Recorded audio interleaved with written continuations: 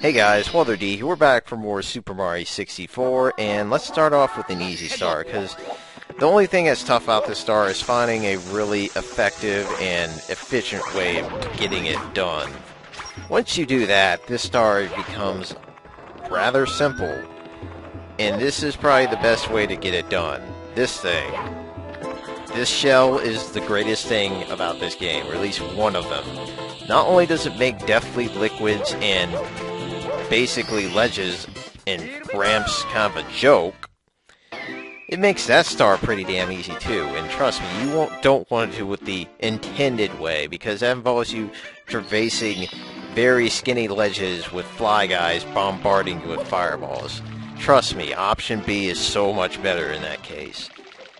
Now that we're done with that easy star and I'm kind of tired of it nagging at me, we can now do some more exploration of this game, because, like I said, this was one of the game's strong points. In fact, I just realized that led back there, huh?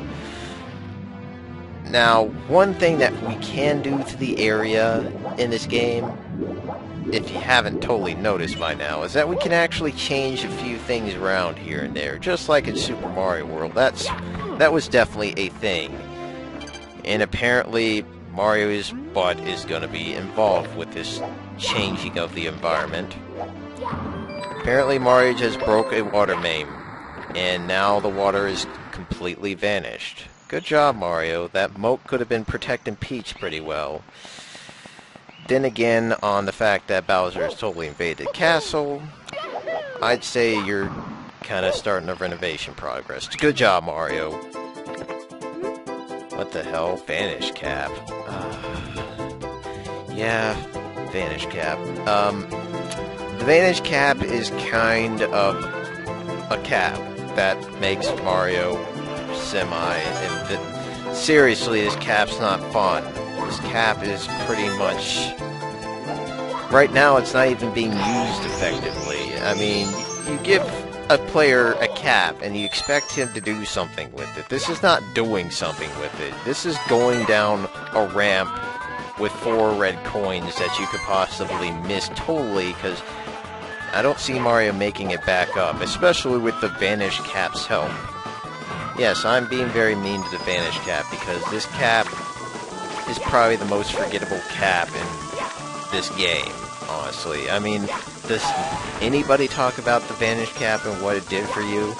Sure, you'll need it for a couple of stars, but that's about it. And people certainly don't just use it for fun either. In fact, the game doesn't even let you have enough time or enough areas to make use of it. But it's required to get all the stars in this game, so for completion's sakes, we get the Vanish Cap.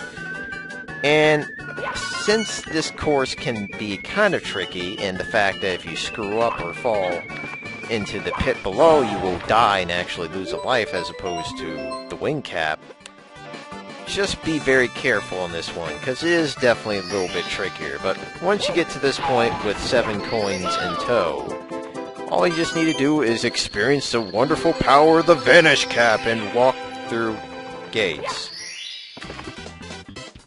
Sorry, I did not know you were quite the crafty thief. I will have to reconsider this Vanish Cap later, like as in never. So, now that we got the worst of the caps, let's try to find another cap, because I know knowing Mario games and Nintendo, things like to show up in threes, and there's been one particular block that's been nagging me pretty bad. If you haven't been paying attention, there have been some green blocks that we've been running into, and to be fair, this third cap is actually a little bit harder to find, because you would think, maybe we should just run around the castle and explore that. You would be wrong. Good guess, but wrong. Because the Vanish Cap was close by, this is actually here. I don't know why they put it here, but to be honest, I kind of enjoy that aspect, because it's very crafty, honestly. I mean, you a bastard rock. I would honestly have not the look here, but this place kind of pretty much oozes exploration. I mean, they give you a map for crying out loud. What does that tell you? Maybe you should look around and actually take in the sights a bit. See new creatures. Explore new boundaries. You know, that kind of... Okay, that third one you could leave out.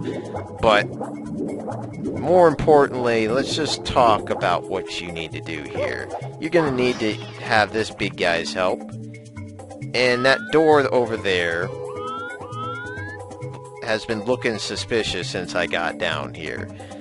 Because you have that other door that's completely blocked off by gates.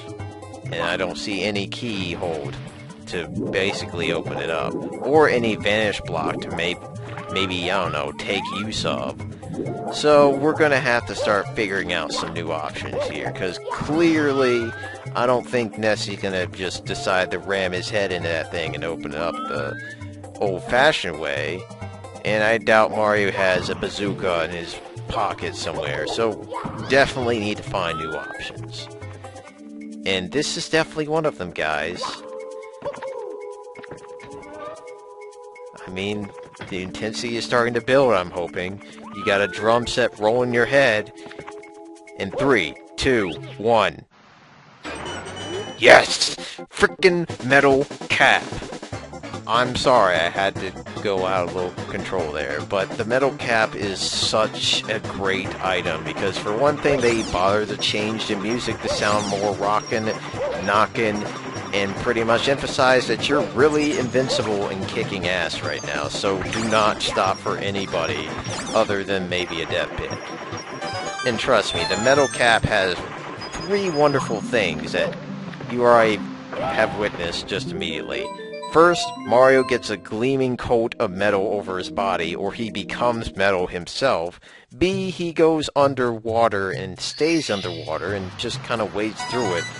And 3, he essentially is invincible to all forms of damage that don't include death or otherwise. I mean, seriously, you're not going to be any more happy to have Metal Cap in your possession, because, I mean, the fact that the Metal Mario is an unlockable character in a couple games, and that he is a mini-boss in Smash Brothers, that says a lot about the Metal Cap. It's made a lot of waves in the series.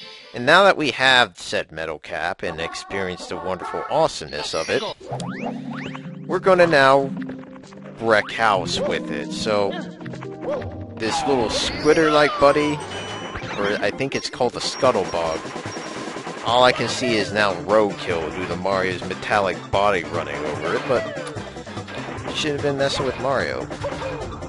Witness the truck-like endurance of Mario's body, though I'm kind of surprised Mario actually kind of faked pain there. That kind of scared me a little bit. But most importantly, we'll need this metallic body of his to actually get down here and make waves. And by waves, I mean Mario walking down and smacking a certain thing that I may have witnessed a little bit earlier. In fact, it's kind of hard to see, but this path kind of makes it pretty easy to get to. Just make sure you go down here with all the speed in the world, because as you can see, the metal cap does not last forever. And with a couple nice little long jumps, and making sure that you land them, another stars in possession, you can be all happy about it, because seriously, you get a metal cap, 2 stars hopefully. Heck, I'd be happy. I mean, we only got 4 more stars if we open that big door. And now that we're done with the fun stuff, oh god, Lethal Lava Land again. Except this is the easiest star in the freaking game. 8 coins on a 15-block puzzle. Encapsulating how difficult this star can be. Yep, this is it, guys. This is the star that could possibly give kids nightmares. I mean, seriously, if you have trouble with the star, please contact Nintendo and ask them,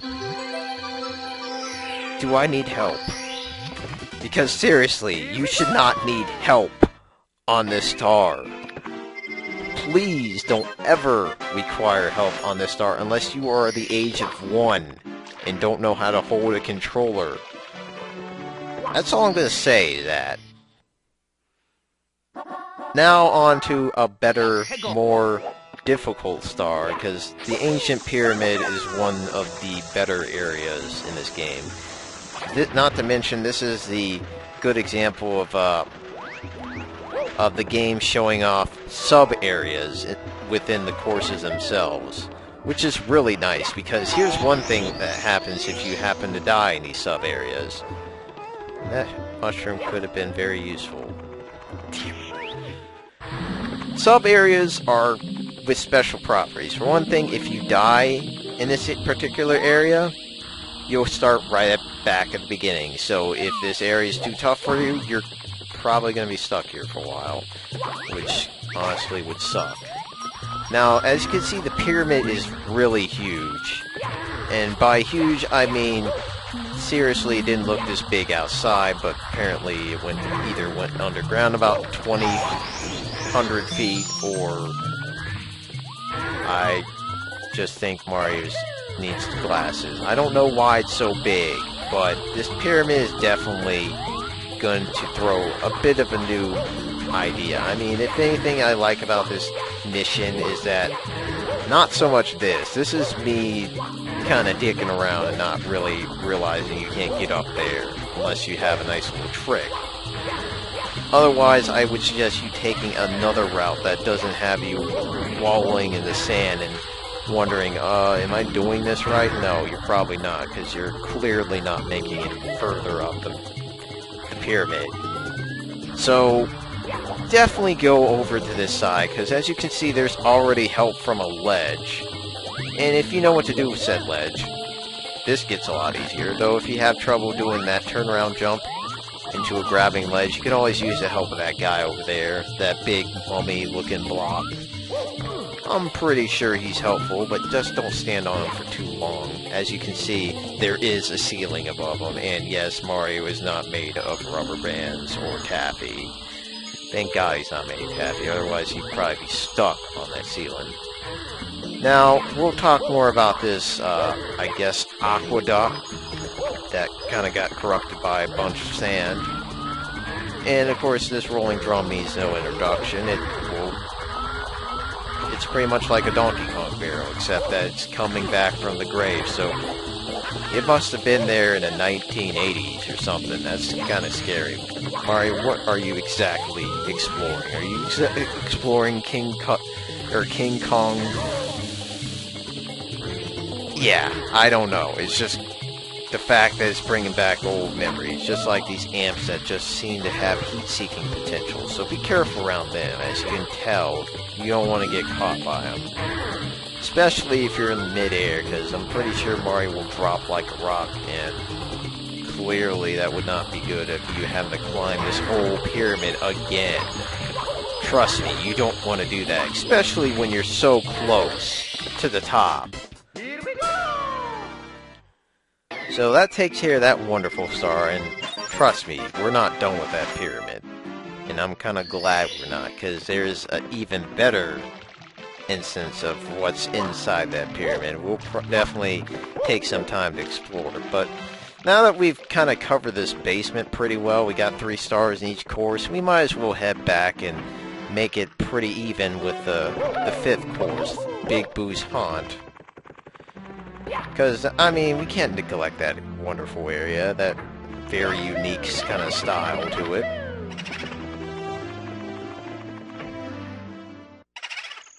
However, I am starting to wonder how the heck is Peach going to deal with these guys. I mean, I'm sure Mario can kill them now, but does Mario need, like, some help from his brother in the future? Now, this next star should give you a pretty good hint. Haunted books. So, as you can tell, there's probably a bookcase that we need to find. maybe two, maybe several. But that's where you need to start searching. And this definitely looks like the spot. Holy crap.